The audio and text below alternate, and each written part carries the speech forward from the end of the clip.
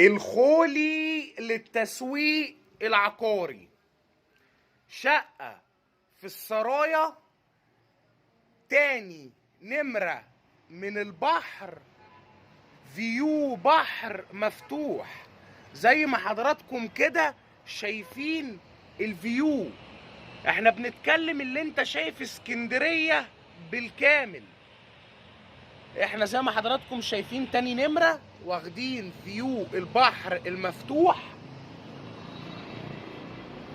ده كده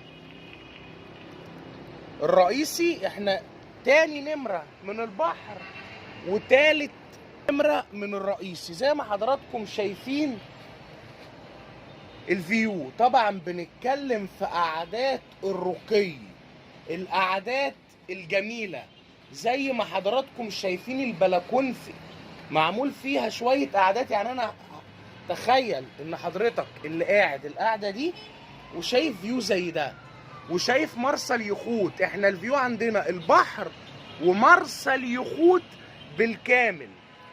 السرايا طبعا بنتكلم من افضل الاماكن في اسكندرية. نبدأ نتكلم عن تفاصيل الشقة. وزي ما حضراتكم شايفين الريسبشن معايا، ريسبشن مربع كبير ما شاء الله. زي ما حضراتكم شايفين حجم الريسبشن شايل معايا 3 قطع، يعني ادي ركنه كامله انتريه وفي هنا ترابيزه كبيره. الريسبشن عشان مربع فيتحط فيه 3 قطع. الفيوهات بقى من هنا شبابيك برضو نفس المطل، فشمس وهواء من كل مكان. دي كده طرقه بيدخلنا هنا على مساحه كبيره. المطبخ طبعا زي ما حضراتكم شايفين حجم المطبخ بسم الله ما شاء الله حجم كبير، شمس وهواء.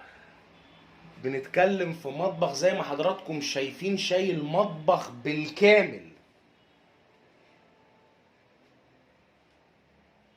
ده كده المطبخ، على يميننا الحمام. طبعا زي ما حضراتكم كده شايفين مساحة الحمام، المساحات كلها هنا زي ما حضراتكم شايفين مساحة الحمام كبيرة.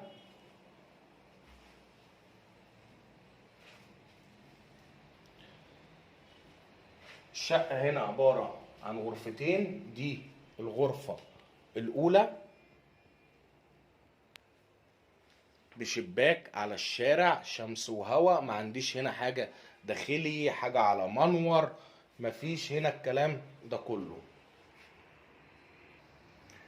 الغرفة رقم 2، غرفة رقم 2 برضو مطل من هنا ومطل من هنا زي ما حضراتكم كده شايفين المطلات. مساحات الغرف متوسطة.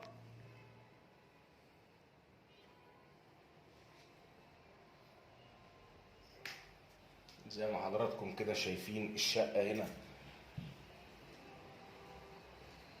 زي ما حضراتكم شايفين. تفاصيل الشقة 100 متر.